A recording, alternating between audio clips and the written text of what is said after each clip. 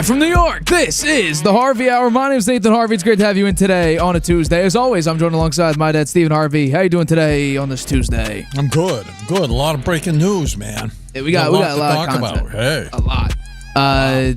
Some questionable news coming out of the New York Jets. We'll talk about that. Also, Drake Maye finally getting his first start this week against the Houston Texans. We'll discuss that, as well as some other NFL news. But let's jump right into the breaking news, which broke today, this morning, actually, because the New York Jets have made a significant change at a disappointing start, I would say, compared to what people thought their record would be. But they are 2-3, and after their loss against the Minnesota Vikings out in London, it looks like Woody Johnson is prepared to move on from head coach Robert Saleh and also replace him with defensive coordinator Jeff Ulbrich, who will be the interim coach moving forward. Saleh finishes with a career record of 20-36 in 3+ seasons as the head coach of the New York Jets. I would like to know immediately, are you surprised that the Jets would decide at this point in the season to move off of Robert Saleh? I guess overall I'm not surprised they're moving off of him, but I'm a little surprised at the timing right now. I mean, the Jets are only one game out of first place in their division. They lost to Minnesota, who's undefeated and the number one power ranked team in the NFL, and they played them in London. I mean, that's a little odd. That's not like there's really a home team or a away team when you're playing in London. So those games can go either way, and I thought that they played respectably against the Vikings. They had the chance to win the game. It's Rodgers was the problem in that game. He had 3 interceptions in the game. And they play the Bills on Monday night for a chance to take over first place. So why wouldn't they give him another week? If he got blown out by the Bills, then you could say, yeah, he's got to be out of here. We're 2 games behind the Bills. We got Aaron Rodgers. We have one of the best defenses in the league. We beefed up our offensive line. Maybe they're going to go try to get Devontae Adams too. I don't know. Maybe that's. I would say that's in the wings right now because it seems to me that Aaron Rodgers is kind of running this team. And I look at Saleh. He came in today. He had no idea he was going to be fired. Called into a meeting with Woody Johnson and Vice Chairman Chris Johnson. I guess that's his son. During which he learned his fate. He's out. He had to be escorted out by security. It's pretty low, I would say. Johnson later said the firing decision was made to give one of the most talented teams ever assembled by the Jets the opportunity to win this season. Now, is it the most talented team the Jets have had in 25 years? I don't know. I guess you say that because they have Aaron Rodgers. Well, he was an MVP 4 times. He's won a Super Bowl, but those are far in the distance. Those are far in the past, Nate. I can hardly remember that stuff now. He's played his last year in Green Bay, played poorly. He was out all last season with an Achilles heel injury. That injury, who knows? Maybe that could come back to haunt him later on. He's played spotty this year so far. He played well against the Patriots. Well, the Patriots are one of the worst teams in the NFL. So I'd say, they say, Woody Johnson says, this is the best team I've had in 25 years. The best way to go forward is a new direction. Well, a new direction with a defensive coordinator when your defense is one of the best in the NFL? Why would you go with a defensive coordinator? You can't go with. I can understand why you wouldn't go with with Hackett, right? He was a bomb in with the Broncos, but he's Rodgers' boy, and they hung on to him, even though he could be part of the problem. But Rodgers regularly audibles out of the plays and makes his own calls. This is Rodgers' team, and I'll come back with some more evidence of that in a minute. Should we be surprised that the Jets are this bad and this dysfunctional? Because that's all they've been for at least my entire lifetime, all for about 2 years. If you include the Mark Sanchez couple years where they made the playoffs a couple times, you know what? I'll even include the 2015 season with Ryan Fitzpatrick where they had actually a very, very good season. But you know what? I've been back and forth this season because they looked like trash against the 49ers, then they beat up on the Patriots, and then they beat the Tennessee Titans, and then we look at, recently it's like, what the hell is going on? But I think that's expected. I'm shocked. I am I'm the same emotion as the rest of the Jets players. Shocked. Stunned even. Because why? Why fire him? Is he the issue? I'm going to go with no. I'm going to defend Robert Saleh here. I don't think he should be fired. And while Woody Johnson saying this is ultimately his decision, I find it very strange how he said he talked with Aaron Rodgers Monday night, but they only discussed the game and not about Woody Johnson's, ultimate decision of firing Robert Saleh. I find that very strange and almost impossible that the owner speaking to the future first ballot Hall of Fame quarterback is not about to tell you, hey, by the way, your head coach, he's about to be escorted out the door by security. I find that very strange, and you know what? I don't really believe it. But I think when it comes down to it, Robert Saleh is a defensive coach. The thing that the problem with Brandon Staley and what a lot of people wanted Brandon Staley to be fired for was the Chargers defense was garbage. It literally set records to be the worst defense in the first 4 years of a quarterback's career. Justin Herbert had to endure that while also putting up the most yards and points in the first 4 years of a quarterback's career. That's how good the Chargers offense was and how poor the Chargers defense was with Brandon Staley being a defensive coach. It's kind of the opposite side for Robert Saleh, and that actually helps him out. Because if we look at the Jets offense, I'm taking away the rookie year, the 2021 year, because they were still dealing with Adam Gase and that complete monstrosity of a situation. So I took off that first year. So let's go to since 2022. This is the Jets offense. It's bottom 10, if not bottom 3 in every category. Points scored, total offense, pass offense, rush offense, third down offense, and red zone offense. It is the worst. With points scored, they've scored the fewest points in the NFL since 2022. But Robert Saleh is a defensive coach. So let's look at how his defense has performed over that same time frame. Oh, it's top 7 in basically everything, with total defense and passing defense being number 1 in the NFL over that time frame. So we cannot say that Robert Saleh has not done his job as a coach. He is a defensive coach. I do not see Sean Payton being involved in the defense. I do not see, first of all, Nick Sirianni, he still gets some credit, and before the last season downfall, we were still crediting him for having such a great run to make it to the Super Bowl. He doesn't call anything. He leaves it up to his coordinators to call everything. Sean Payton doesn't touch the defensive side. Andy Reid doesn't touch the defensive side. Robert Saleh, I guarantee you, probably is not touching the offensive side because he's doing what he needs to do on the defense, which is the strength. And I find it shocking. I find it disappointing. I find it appalling that Nathaniel Hackett was not a package deal to be fired, because the one problem with the New York Jets this season, and as the statistics show and as the eye test shows, the defense has never been an issue for the New York Jets, at least since Robert Saleh got there. It has always been the offense. And to blame Robert Saleh for a bad quarterback drafts of Zach Wilson, to have him deal with Aaron Rodgers and his torn Achilles in year 1 when everybody was super hyped about Rodgers coming to the Jets, and now you're blaming Robert Saleh for the offensive failures because, now I'm going to call this out right now, Aaron Rodgers, and this was known even before Rodgers got there. Rodgers is now really the owner of the New York Jets. He has now owned, if you want to really say it, 3 teams. He's owned now the New York Jets. He's owned the Green Bay Packers. And just based on how he plays, he also owns the Chicago Bears. But I think when it comes down to it, this is a horrible decision. I think this is an impulse decision. I think Woody Johnson saying that this is the best team he's ever assembled in 25 years. I think that very well might be true, although Darrelle Revis and, so Bart Scott, all the great defensive players they've had over the years. I don't know if maybe in totality, including the offense, I might give you that. But I'm saying no. I think this is a bad decision, impulse decision. Mm-hmm. You're really firing the wrong guy. Okay. Well, Saleh is a great defensive coach. I'll give you that. Top 5 in yards allowed and top 12 in points allowed in the past 2 seasons. For 2024, he's 2nd in yards allowed and 5th in points given up. Yeah. They never figured out the offense under Saleh, though. Bottom quarter of the NFL in yards and scoring in each of his 4 years. You showed the stats up there; they were terrible. I'll bring it up again. He couldn't develop Zach Wilson. He was a disaster.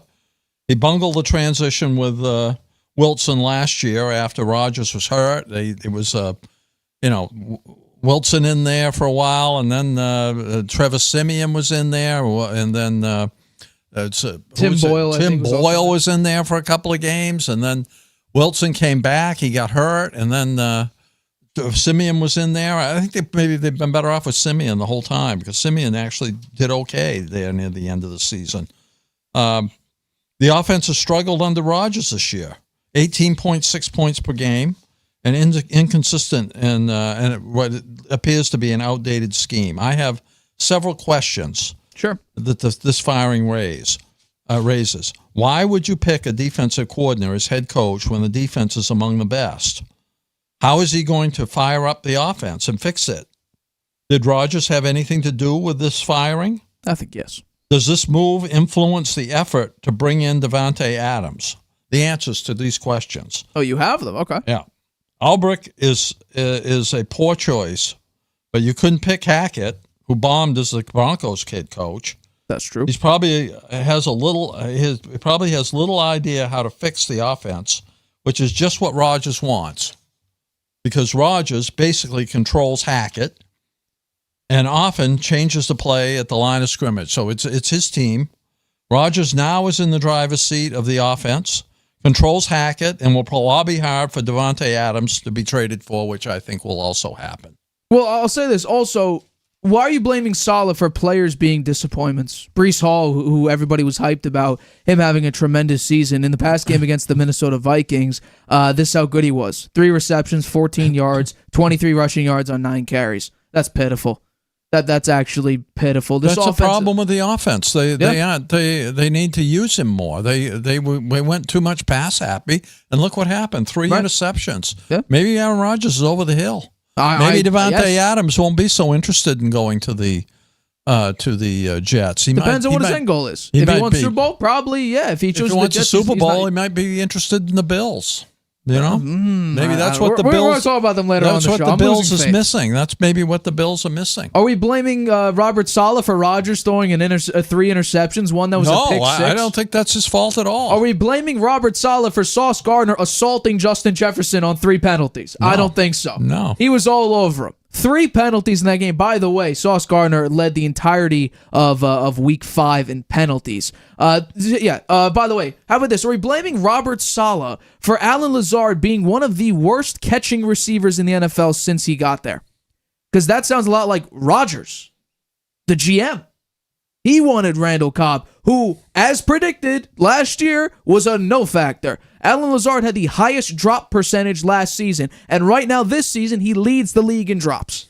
Are we blaming that on Robert Saleh, or are we blaming that on Joe Douglas and Aaron Rodgers? Because some of those players, like Lazard, like Cobb, got there before Rodgers got there. Hackett got there before Rodgers got there. That's on ownership. That's on general manager.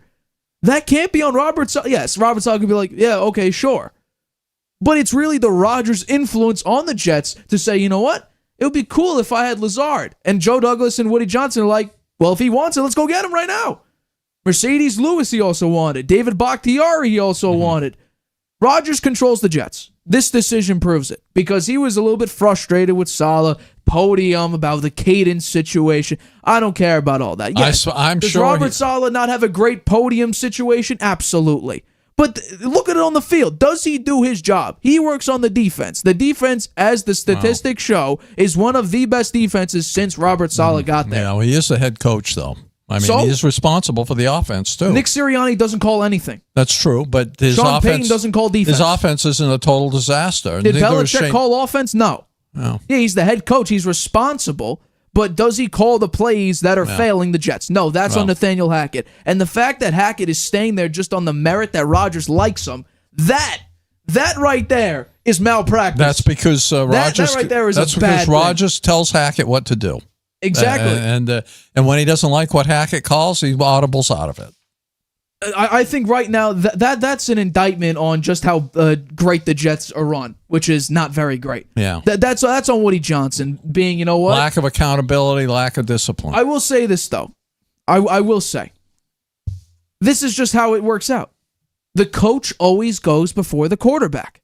That's always how it works out. The coach goes before the quarterback. That's just think about it. Russell Wilson, Nathaniel Hackett. Who went first? Hackett. Then Russ. Derek Carr, Jimmy Garoppolo, who went first? Josh McDaniels. Then Garoppolo left. I mean, and also Derek Carr. You could talk about a bunch of coaches that left before Derek Carr left. It's always the coach, then the quarterback. Because the quarterback is the most important position in the NFL. They really have more power. If you're an established quarterback, you have more power than any head coach, really. Unless you're an Andy Reid, a Kyle Shanahan, a Sean Payton, a Bill Belichick. If you're just a mediocre, like right now, I would say Joe Burrow has more power over Zach Taylor. I think if Jalen Hurts wasn't playing so poorly, he would have more power over Nick Sirianni. But I think they are both just in the same boat of just bad performances. Mm-hmm. I think Josh Allen has more power over Sean McDermott. Yeah, you may be right. If you're a very good quarterback and your coach sucks, you have more say than your coach does when it comes down to it. The coach will get fired before the quarterback. Aaron Rodgers is a lot better than Robert Saleh because they canned him.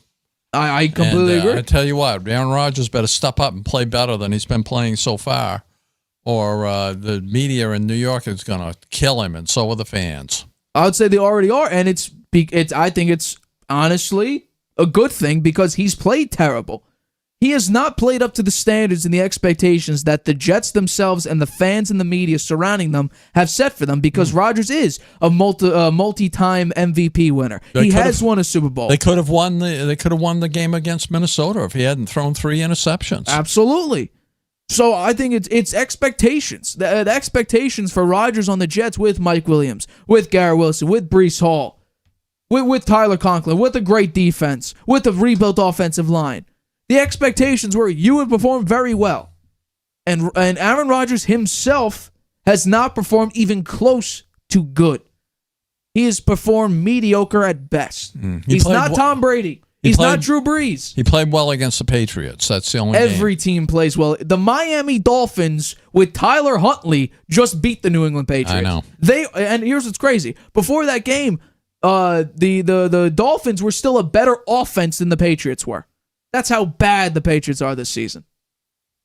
So we'll talk about that game, actually, and that whole situation coming up soon. But let's get into another part, because what a game this was. A battle between the AFC North Cincinnati Bengals and the Baltimore Ravens, which ended in a 41-38 win for the Ravens after Derrick Henry ran, over 50, I think it was 51 yards before setting up a Justin Tucker game-winning field goal in overtime. That wasn't, or at least that was after the Bengals decided to run it 3 times, and then Evan McPherson missed field goal. But it looks like all hell is breaking loose in Cincinnati, and Joe Burrow talked about that loss in the postgame. Let's take a listen to what he had to say about the 41-38 loss to the Baltimore Ravens. As players, do you feel like there's enough accountability from the coaching staff to the players right now? There's been tough conversations had. I think our coaches are handling it the right way. Whenever you're 1-4 and whenever you're in this situation, there's going to be tough conversations to be had that guys aren't going to like, and those conversations have been had. So I want to know, though, what were your takeaways from this game? Were you impressed by the Ravens, disappointed in the Bengals? What do you got? My takeaways from the Bengals, for the Bengals, they got to play, they got to improve their defense.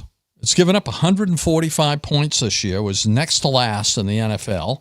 Their offense has scored a commendable amount, 140 points. It's the worst in the NFL, their defense, except for the Panthers, who've given up 165 points. They can't sack or even put any pressure on the quarterback. The secondary has not played well as a unit. They have tackling issues. Until last week, they had trouble stopping the run.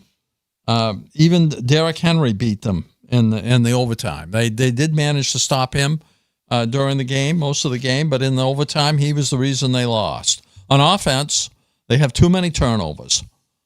So I think the Bengals, the main problem is the defense. I mean, their offense has scored 140 points. That's pretty good. And Burrow has got the number 2 QBR now, so he's rallied and he's playing well.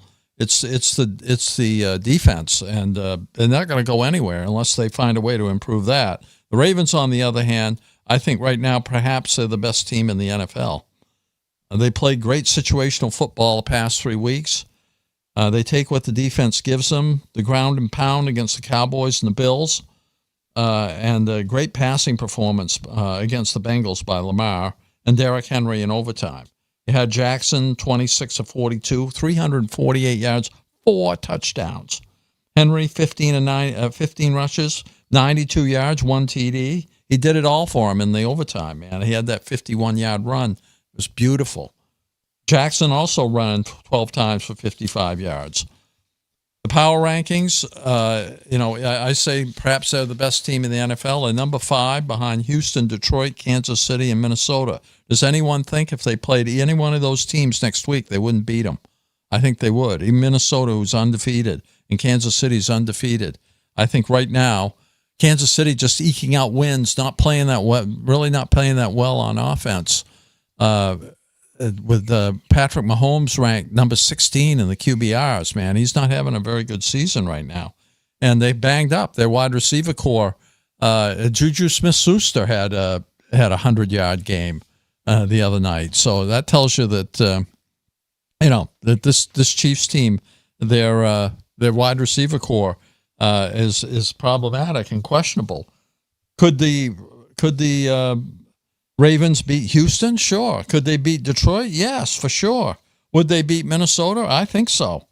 They climbed out of 3 double-digit deficits against the Bengals in the second half to win that game. The run game has flourished. Lamar has regained his killer instinct. Justin Tucker is coming through now. He had a 56-yarder to tie the game late in regulation against the Bengals. The defense has been opportunistic, but I think there's some things that need to be cleaned up there, giving up that many points to the Bengals. Well, I'll say this. I wasn't that impressed with the Ravens at all. I think the Ravens actually played relatively poorly. 41 points scored. I understand that, but they're going up against, like you mentioned, one of, if not the worst defense in the NFL. Okay, well, Jaden Daniels put up a more exciting performance than the Baltimore Ravens. Has anyone scored more than 41 points this year so far? Off the top of my memory, I don't think so. 41. Yeah, the Buffalo Bills 2 weeks ago against the Jacksonville Jaguars. It was 49-10.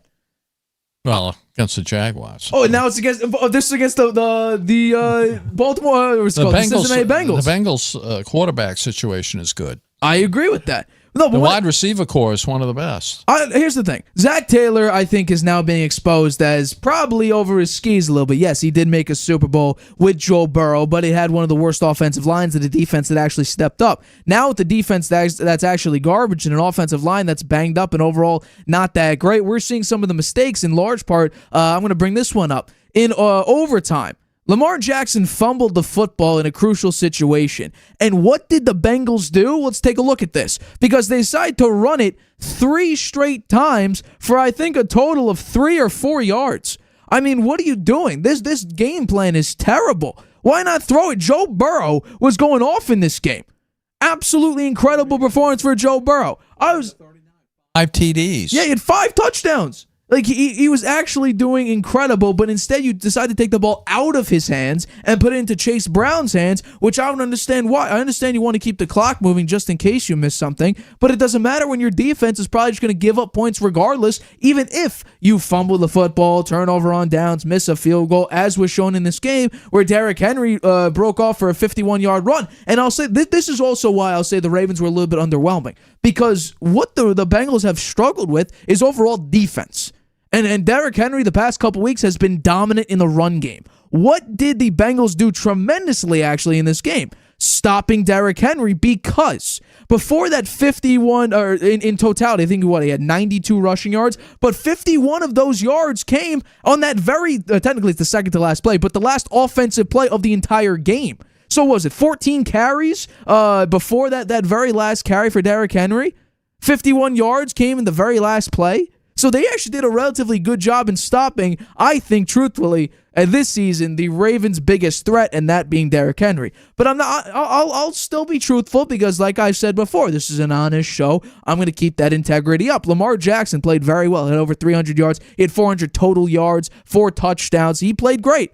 He played very, very well. Well, I think Joe Burrow outplayed Lamar Jackson. Yes, he didn't have 55 yards rushing, but I think having nearly 400 yards passing and 5 touchdowns is very impressive. When your offensive line is banged up, your defense can't stop anybody. I think this was a great opportunity for Joe Burrow to prove why the Bengals are still contenders. but they aren't anymore because this is the 14th time in the Bengals franchise history they have lost their first 3 home games. Would you believe that only twice in those 14 seasons did they finish with more than 4 wins? And those more than 4 wins came in 1985 and 1983 when they finished 7-9. I think this is if a red alert siren and light weren't already going off, now they absolutely are, because the Bengals are in literally every single game is do or die mode. And if you suffer one more loss, I'm calling it Bengals time of death, week whatever, you lose your 5th game. And I think right now a lot of people are already saying time of death was 2 weeks ago. So the Bengals should be very, very worried. I think that they should be. Their defense can't stop anybody. Joe Burrow has already had private conversations with Zach Taylor. I think the organization is cheap.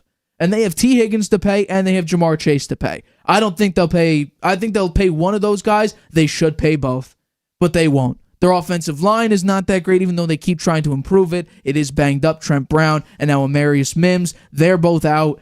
I think this is a really unfortunate situation, but this is what happens when a cheap organization has great players. You're going to need to pay them, and when you don't pay them, they're just going to walk out the door, or you're going to overpay because you waited too long.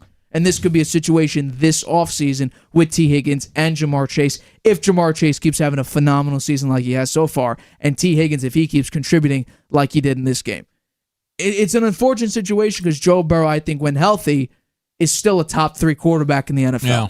They got to do something about the defense. That is, it's just a shame that they're one of the worst defenses in the league, giving up 145 points. Their offense scoring 140. That if they had even half decent defense, they could be right up there, with maybe 1 or 2 losses. Instead, look at them now. They only have 1 win. Yeah. Well, here's the thing. Since that, so let's take week 1 out because that's just a strange week where Burrow lost to the New England Patriots. Would you believe Burrow has the most passing touchdowns? And it's not particularly close. He has 12 touchdowns since week 2 and on, and only 2 interceptions. The next highest is Sam Darnold with 9 touchdowns and 3 picks. He's the 3rd highest grade passer according to Pro Football Focus and has the number 1 passer rating in the NFL in that exact same time frame. And also, he has the 5th highest completion percentage in the NFL, as well as the 4th most yards. It's not Joe Burrow. There should be zero blame on Joe Burrow when it comes to his performance so far, and especially in this game. Joe Burrow cannot be blamed at all. At all. This is 100% on the defense. It's what happens when you let really good players go because you won't pay them. Mm-hmm. If the Bengals get cheap, they're just going to keep on losing. Well, the offensive line's banged up and doesn't protect the quarterback very well and can't help them get the running game going. That's a problem as well. I think really it's about the defense. If you can't stop, yes, Trey Hendrickson is a great player, but we have to remember in this offseason, he already requested a trade because he was disappointed with the amount he was getting paid. So these players are fed up. They've already let guys go prematurely. The past couple seasons, we've seen top-tier defenders go because they would not pay them. If you're going to be a cheap organization, expect these types of results. Every single loss the Bengals have been a 1-score game. This is what you should expect. If you won't pay your players that actually make a difference for your team, you let Joe Mixon go. Would you like to have Joe Mixon on this team? I bet you would. Chase Brown's put up a couple nice games, but I think if you compare him, Joe Mixon, Chase Brown, who do you want? I think a lot of people would pick Joe Mixon over Chase Brown. I think this is very, very disappointing to watch because, especially for me, I had the Bengals going to the Super Bowl. The Bengals were my Super Bowl pick because I believed in them. Yeah. Is that a little bit? Is my reaction a little bit, over the top because of it? A tiny bit. Well, you get a chance. You get a chance once more to change your picks. When you're a top 3 quarterback when healthy, and what you're happened to the Like defense? Why is the defense so terrible? You don't pay players that matter. You don't pay the players that you need. You also brought back Von Bell, who got benched in this game. Like you're not selecting good players on defense. You're letting the go-ins that you had go. I think DJ Reader is a phenomenal pickup. I think he plays for the Detroit Lions now. He was a great pickup for them. The Bengals didn't want to give him money. You let him go. Devin White now. The Eagles released Devin White. Should the Bengals try to get Devin White? I don't think it would be a horrible pickup. Yeah. You might want to think about him. You got to do something. I think really it was a reality check for him. He was trying to get a bunch of money from the Bucs. The Bucs said, hey, you know what? Fine, we're not going to give you money. Goes to the Eagles, doesn't play a single snap after a 1-year contract. The Bengals need to make some moves, and they need to make some moves very, very quickly. And I think you need to look around the NFL to see where, some teams might be selling at the trade deadline and pick up some good defensive players. Now, will there be a lot of them? I think the very good defensive players are on really good teams. The trade deadline is November 5th, right? I believe so, yeah, November 5th. They could be well out of it by then. And then you might as well I would buy for next season. If that's the case. If you lose a couple of these games coming up, I think you would just be buyers for next season. Saying, what's the schedule over the next few games? Here's an interesting one that I should pick the Bengals at, but I have no clue because this season has just been a complete mind screw up. At Giants on Sunday Night Football. The Giants just beat the Seattle Seahawks with Tyrone Tracy, I think, having over 100-yard game. Yeah. And then they go at Browns, Deshaun Watson. Daniel Jones having a half-decent season so far. Yeah. No, they have a couple of rough patches. I think the Steelers are going to wreak havoc if Mims doesn't come back. I don't know about the Steelers. I'm a little worried about them now. I at this point, I wouldn't be surprised due to the lack of production if Justin Fields gets benched.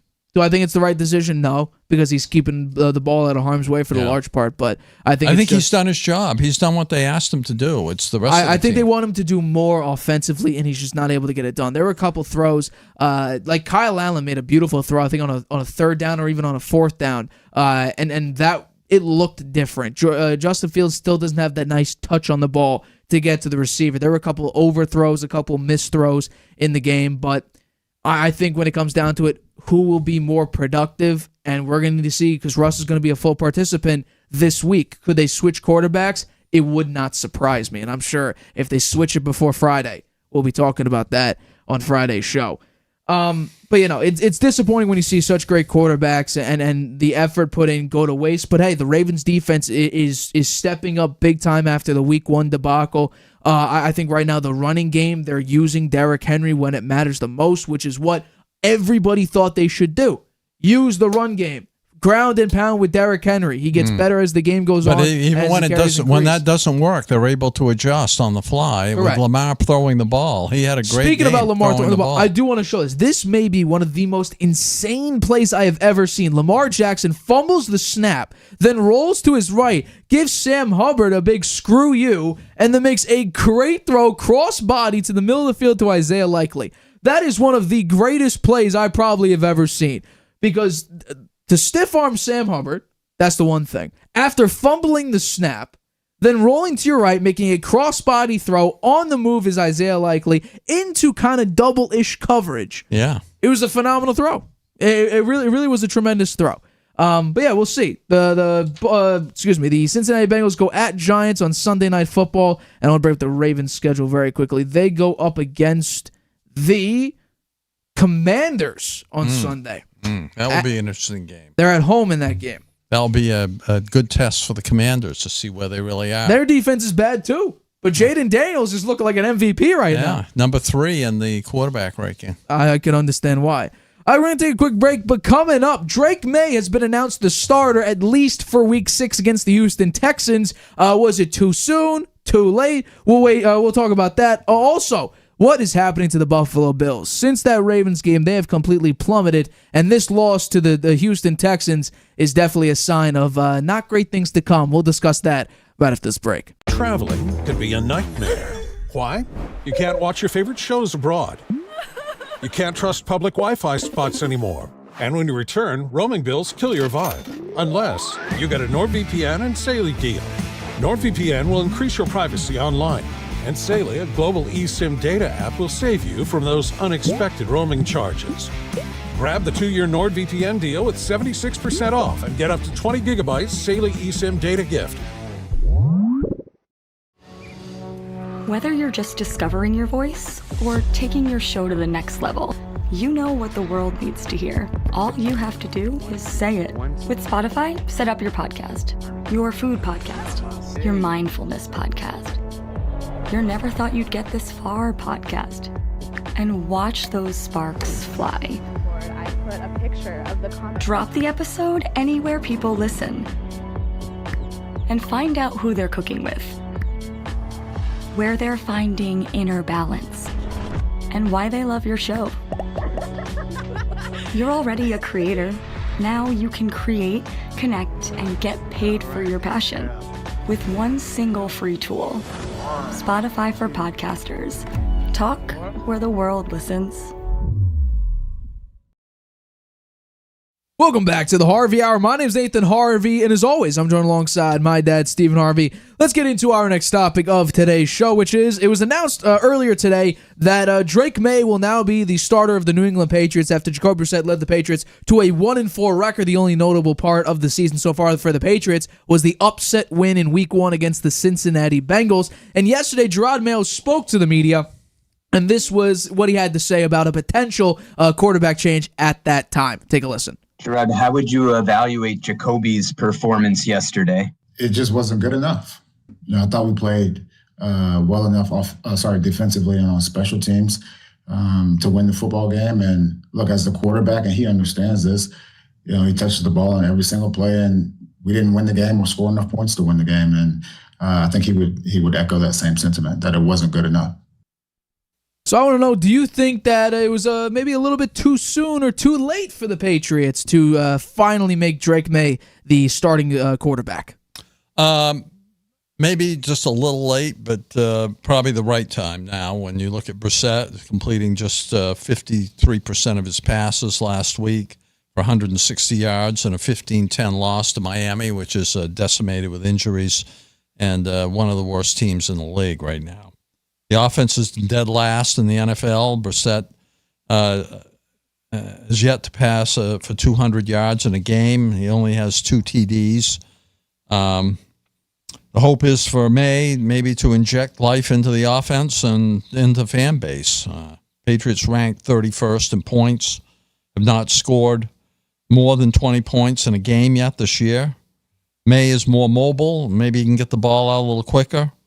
He outplayed Brissett in the preseason, but they didn't. They chose to go with Brissett as the starter. The O-line is much to blame or more to blame than Brissett, I think, who has been hammered on a weekly basis. He's pressured on 50% of his dropbacks, which is the league high. It's even worse than Will Levis at 46%. If Maye is being thrown into the Wolves here, it's Danielle Hunter and Will Anderson playing for the Texans. It's going to be very tough. Maybe live reps are the best way to get him ready for taking over the offense for the longer haul. So I think although the Patriots are currently struggling, this is viewed as a kind of a decision with a long-term view. Hopefully he won't get hammered too bad. You look at the other rookies that have been starting, Williams, Nix, Daniels, all have begun to settle in with promising or outstanding results, particularly Daniels. He's right up there in the quarterback ranking. His team only losing 1 game so far. I think Maye, he's going to be harder for him because he has less talent surrounding him. I think my takeaway on this situation and this decision, Maye's mettle and toughness will be tested as much as his talent. You know what I find funny? If we go back to 2023 for the New England Patriots, what was one of the big critiques about Mac Jones? He doesn't throw the ball deep. Remember that? He doesn't throw the ball downfield. Well, let's compare now. We've had 5 weeks of Jacoby Brissett. Let's compare the first 5 weeks of 2023 Mac Jones. He's thrown the deep ball more than Jacoby Brissett at this point. He's thrown it more accurately than Jacoby Brissett at this point, and he has 2 touchdowns compared to Jacoby Brissett's 0 touchdowns through the first 5 weeks of the season. So if people are hammering Mac Jones and not getting the ball downfield, I think we should do the same thing about Jacoby Brissett. He doesn't move the ball downfield. What was one of the things that Mayo wanted Brissett to do? Push the ball down the field. What did we already see Drake Maye do in the preseason and even at times now? Push the ball down the field. There was a beautiful throw to Javon Baker at the very end of the preseason where, he's a rookie. I'm not going to, bash him too much, but it was a beautiful throw. It was in the breadbasket. He just dropped it. So if we're talking about who's the better quarterback for the time being, I said this and we've talked about this in the preseason. Who looked like the better quarterback? Drake Maye did 100%, and the amount of hate that we got for that comment is ridiculous because, as we've seen, Jacoby Brissett is not that great. Not great at all. He hasn't played well. He hasn't really played that good, and I can understand. Offensive line has been piss poor. Completely agree. But this is the card that the Patriots were dealt. This is the roster that Belichick left and that Gerard Mayo had to figure out. So regardless, it could have been week 1, could be now week 6, could have been week 13. Was the situation going to get any better no matter what quarterback was out there? The answer is a big fat no. So it's about when you're going to put in a rookie quarterback to get his head bashed in. Didn't matter when. It was going to happen. And I think waiting an entire season, by the way, the Patriots already projected to pick first overall in the draft. I don't think that's going to change with Drake Maye at quarterback unless Maye is even better than what people thought and can navigate around the blitz, can navigate around pressure, and make some incredible plays that actually equals the wins for the New England Patriots, which is going to be very difficult for a team that's not structurally built to succeed.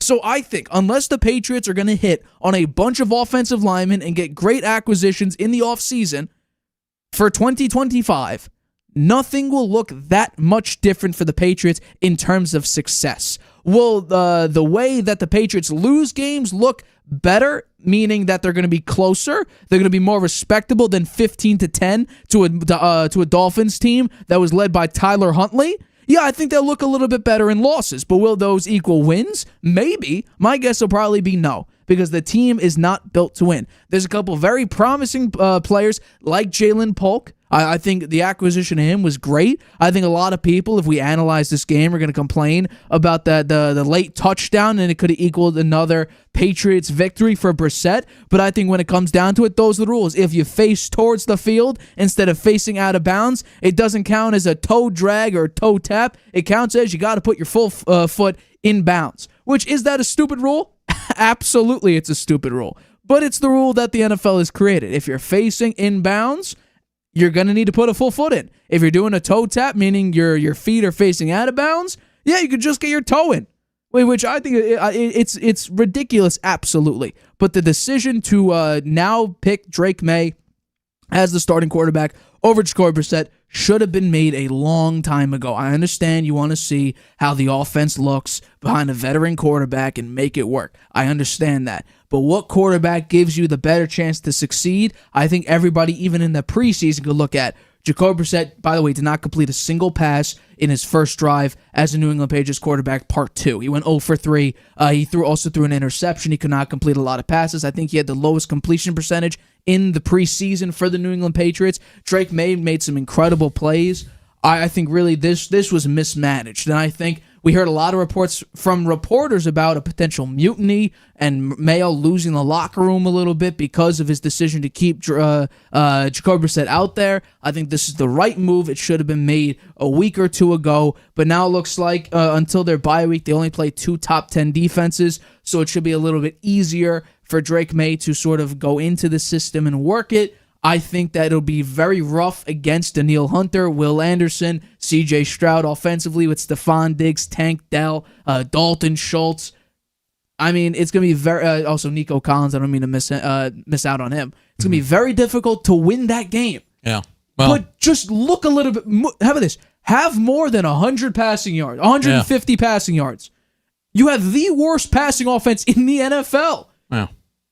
Well, I'm sure Drake Maye's pumped up getting his chance, and I'm sure he's watched these other rookie quarterbacks out there having some success now. He wants to get out there and see if he can match that or exceed it, and he's going to get his chance. And I think it's good. I think he should get his chance here. I think that it's going to be hard against the Texans. They're one of the better teams. They're number 4 in the power rankings, and they just beat the Bills in a very, very exciting game. So I think it's going to be a big challenge. Drake Maye is at home. That will be somewhat of a help. I think that if he could get the offense going enough to stay on the field long enough to let the defense rest up a little bit every once in a while. Their defense is good. Yeah. It has some injuries right now. I think it's good, but it gets worn down because it's on the field the whole game. Yeah. Well, I mean, I think the big thing is... what are you looking for when Drake Maye's out there? Are you looking for wins? Because if that's what you're looking for, you're going to be very disappointed. Are you looking for how he dissects a defense in front of him and maybe does something Brissett had a difficult time doing and calling out a potential blitzer to tell your offense, hey, make sure you check this guy, which I saw vividly, I think it was 2 games ago. They were blitzing the hell out of him, and you could clearly see one of the defenders creeping up, and Jacoby Brissett doesn't even look the defender's way, and lo and behold, what does he see? A big defender running to his right at him, and him getting sacked. I mean, if Drake Maye just gets that part, it'll look a little bit better. That's all I'm saying. Just have it look a little bit better. The result is obviously a loss. The Patriots are not built to succeed right now. Just make it look better, and people will understand. But saying that, no, Drake May's not ready, we don't want a Mac Jones 2.0. This is what you signed up for? This is what you're liking now? Jacoby Brissett throwing for like 150 yards, getting pressured on 50% of his dropbacks? Which, by the way, I do want to bring this up because it is important. If Pro Football Focus has this thing called allowed pressures, so essentially it's how much responsibility is on you compared to your offensive line, compared to your running back or just non-offensive lineman. Would you believe that Jacoby Brissett is actually relatively high when it comes to allowed pressures for a quarterback? Because he stands in the pocket just waiting and waiting and waiting. And then it's because his receivers aren't getting open. Well, that's all. That's on Belichick. That's on drafting. You know, it's different, and also it's a combination of poor receivers and also an offensive line that doesn't allow the receiver to complete his route. It's a bad combination between the two. So it's really unfortunate. This is the situation the Patriots have got themselves in after winning 6 Super Bowls over 20 seasons. I'm sure a lot of fan bases love the lack of success when it comes to the Patriots. They're relishing in the Patriots' failures right now. But this is the situation that New England's sort of put themselves in. Although I think a large part of the blame should still be on Belichick, but we've had that argument several times before. We're going to take another 30-second break, but coming up, the Buffalo Bills, Houston Texans. How did that game turn out? Why did Josh Allen only complete 30% of his throws? Also, we're going to go into Thursday Night Football, Seahawks, 49ers. We'll discuss that and make our picks right after this quick break. Traveling can be a nightmare. Why? You can't watch your favorite shows abroad. You can't trust public Wi-Fi spots anymore. And when you return, roaming bills kill your vibe. Unless you get a NordVPN and Saleh deal. NordVPN will increase your privacy online. And Saleh, a global eSIM data app, will save you from those unexpected roaming charges. Grab the 2-year NordVPN deal with 76% off and get up to 20 gigabytes Saleh eSIM data gift.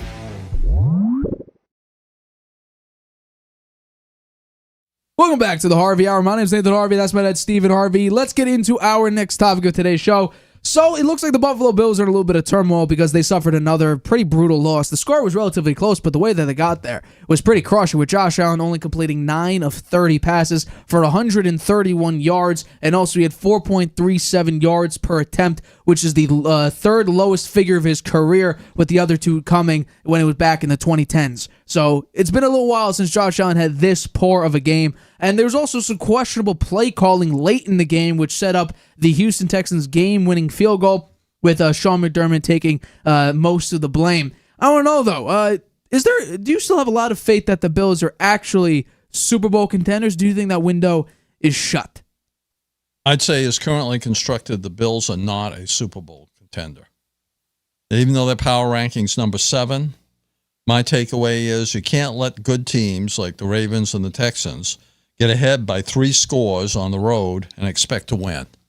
That is just unacceptable. It's never going to happen. You're not going to win those games, even though you might make them close. When you get that far behind and you're on the road, it just ain't going to happen. And I think Allen takes some of the blame here for this, is he didn't respond well to pressure from either the Ravens or the Texans. The receivers are dropping passes. They don't really have any name receivers on their team. The Coleman is a rookie. He's looked like he has some flashes there, but he's a rookie, and you need a veteran superstar receiver to complement Allen. Each of the O-linemen allowed 3 or more pressures against the Texans. They need another star offensive player to complement Allen. And if they want to be a Super Bowl contender, I think that's Devontae Adams. They've got to go out and try to get him. It looks like they're in one of the weakest divisions in football now, with the Dolphins and the Patriots ranked near the bottom and probably not going to play much better this year. Maybe if Tua comes back, they can get things going again. But the Dolphins look bad, and so do the Patriots. And the Jets' offense is a mess with Aaron Rodgers playing poorly, head coach fired, and his replacement untested, and a defensive coach. Again, I think the Bills will win the division with what they've got, but they won't get very far in the playoffs without an elite receiver. Go get Devontae Adams. Allen has a number one quarterback ranking in the league right now at 77.6. Just think what it would be if he had an elite receiver. When you look at the QBR leaders, it's Allen 1, Burrow 2, Daniels 3, Dalton 4, Jackson 5, Murray 6, Purdy 7, Stroud 8, Mayfield 9, and Carr 10. Mahomes ranked number 16 at 55.8. On the other side of the fence there on that game, the Texans' power ranking is number 4. The game against the Bills was a thrilling win, but Nico Collins injured, and he injured his hamstring on that 67-yard TD pass. Stephon Diggs stung the Bills with 5 catches of at least 13 yards each. The defense was unraveling against Allen, but outscored 67-40 in the second halves. It needs to the Texans need to find a way to finish stronger, but they are ranked number 4 in the power rankings. They have a winning record. I like them to make the playoffs and maybe get deep into the playoffs. The Bills, on the other hand, they got to add somebody. They got to get a wide receiver talent. There's one out there. They got to go find a way to get him. Well, I actually think there might be more than one, because I do think that DeAndre Hopkins, that was someone on the radar for the Kansas City Chiefs before Juju decided to go back, wind the clock back a few years and have the phenomenal game he had last night. But Hopkins is an option. I think Christian Kirk could be a potential trading chip at the deadline. Deontay Johnson, I think, could also be an acquisition that the Bills should maybe think about. And of course, I think Devontae Adams is obviously out there. The only problem with that is cap space. They're 30th in the NFL in cap space. So they got basically no money to work with. Yeah. But I think when it comes down to the Buffalo Bills and the way that they played in this game, I'll say this. I'm a little bit weary about the Texans. Just a little bit. Because that second half, Josh Allen was completing 30% at the end of this game. He completed 30% of his throws, and the Texans had to win on a game-winning field goal.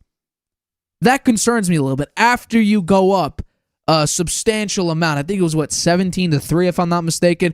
You go up that large a margin, and somehow a quarterback having arguably his worst game in his entire NFL career, he somehow is still kind of leading this team with the defense that got torched. I mean, Cam Lewis got absolutely smoked. He got targeted 12 times. He allowed 10 catches for 96 yards. He had a 100 passer rating when targeted at. I mean, he was, according to PFF, the lowest graded coverage player for the Buffalo Bills versus the Texans. But I think when it comes down to it, this is an indictment on Sean McDermott and also on Joe Brady.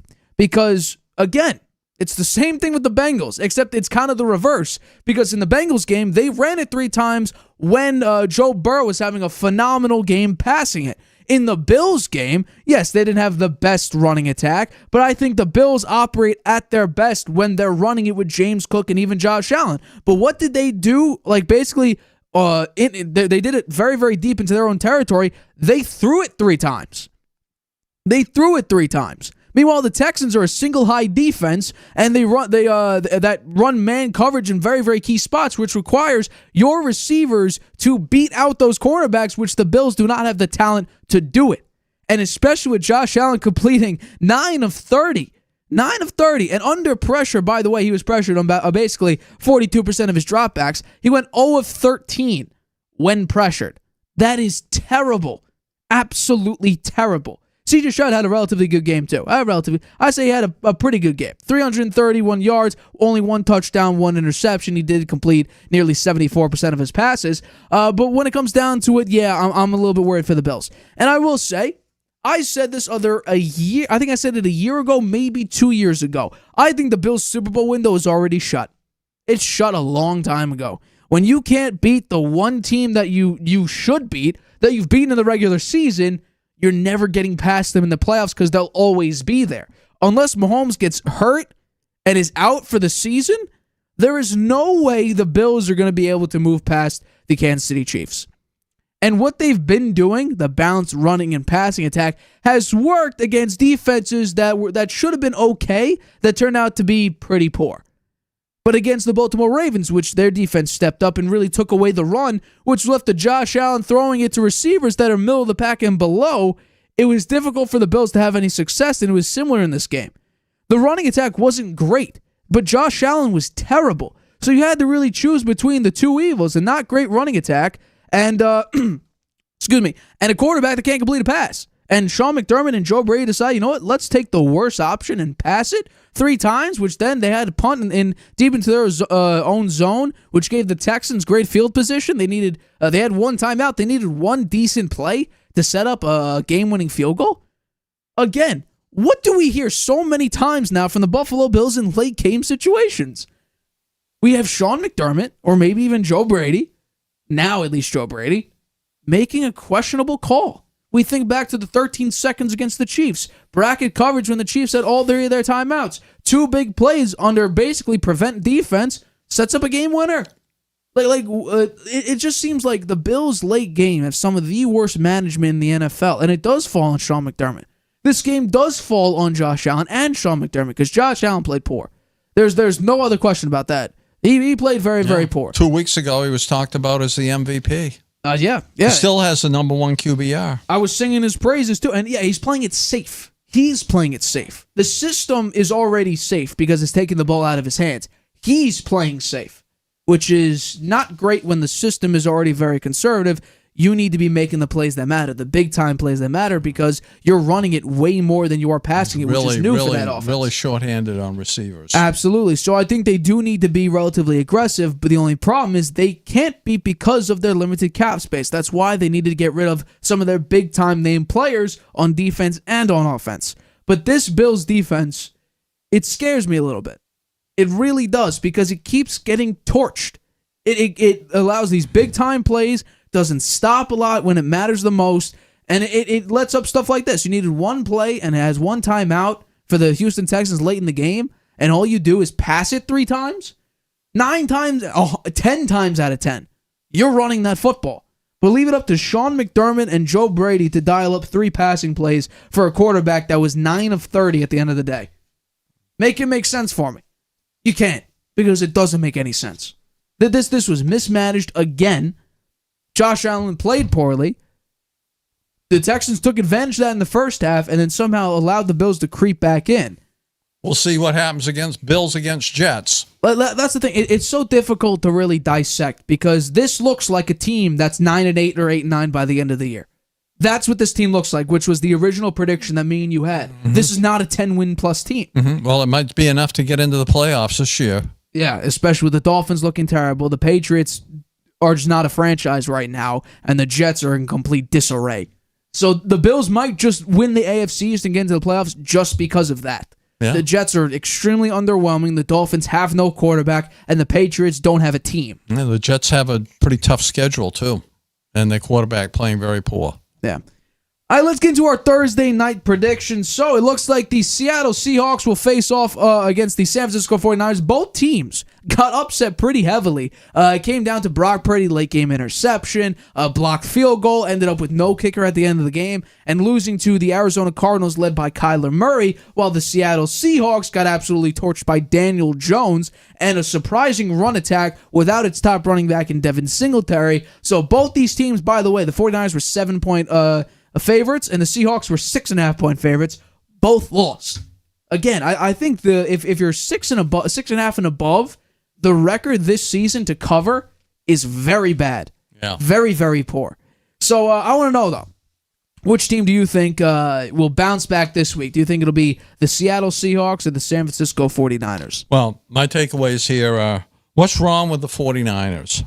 They're 0-2 in division, 0-3 in the conference. They have a 2-3 overall record.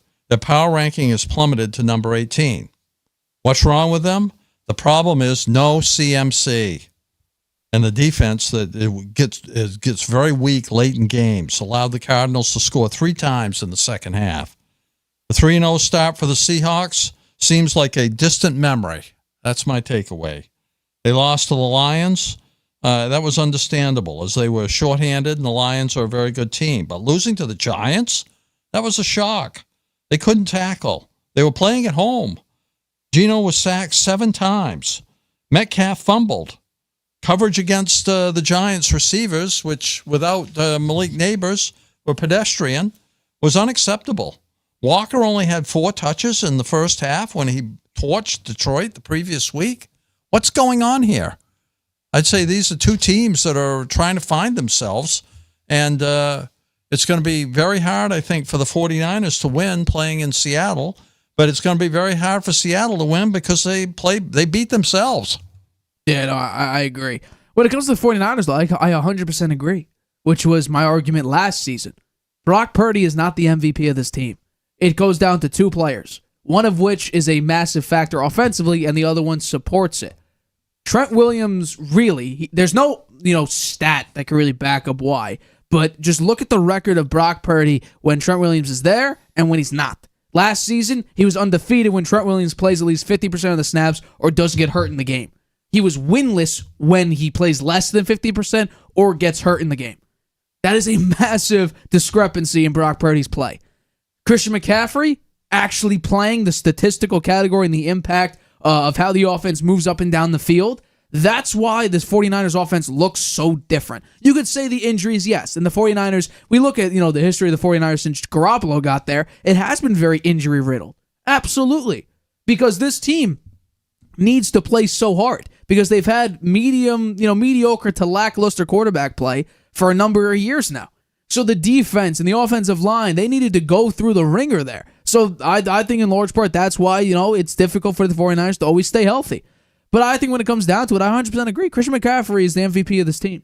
And without him, the offense looks different. 100%. Brandon Ayuk also going quiet for He the didn't have entire a season. preseason. Right. He's just rounding into shape now. He played a little better this past week.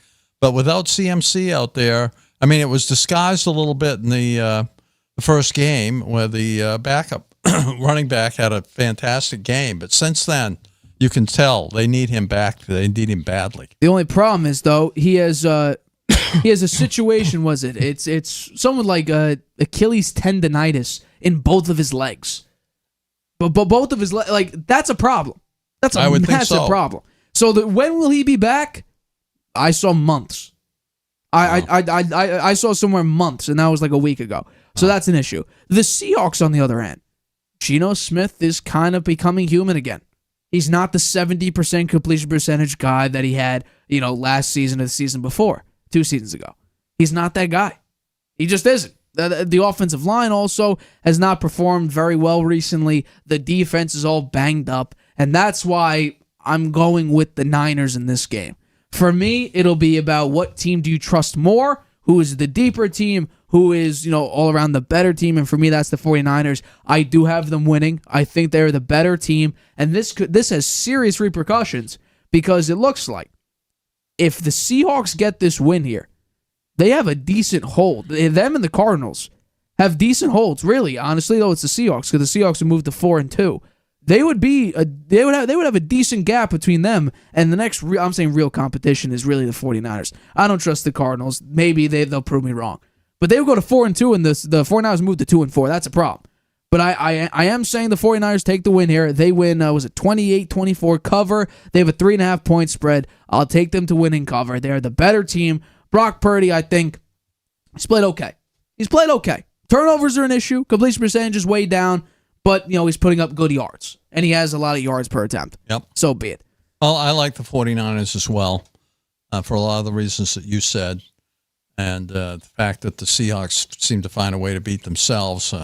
DK Metcalf, I think he's a fantastic receiver. But, hey, DK, you got to hang on to the ball. You can't fumble it. You got your tops and receivers for fumbling the ball after the catch. 24-21, they don't cover. That's going to be an interesting game nonetheless. But yeah, I think that does wrap it up for today's episode of the Harvey Hour. We thank you for always supporting the show. If you want to support the show, you can go to drsquatch.com/Nathan Harvey. Get $10 off, or is it $20 or more for new customers. Thank you for supporting what we do in the Harvey Hour. But for this episode, we'll be talking on Friday. We're covering Week 6 picks, covering Thursday Night Football. Devontae Adams news should be coming very soon. That's what all the reports say. A bunch of other news in the NFL is going around every single day. We'll figure that out. More firings, maybe. A couple hirings. Who knows? Trades going around. I don't know. Today was a crazy day. Drake Maye's the starter. Robert Saleh fired. Devontae Adams could be on the move very quickly. We'll break it all down on Friday. But yeah, for this episode, my name's Nathan Harvey. That's my dad, Stephen Harvey. We've been the co-host of the Harvey Hour. Catch us Friday, 6:30 p.m. Eastern, right here on YouTube. Let's go Mets. Night, Grandpa. Traveling can be a nightmare. Why? You can't watch your favorite shows abroad. You can't trust public Wi-Fi spots anymore. And when you return, roaming bills kill your vibe. Unless you get a NordVPN and Saleh deal. NordVPN will increase your privacy online. And Saleh, a global eSIM data app, will save you from those unexpected roaming charges. Grab the 2-year NordVPN deal with 76% off and get up to 20 gigabytes Saleh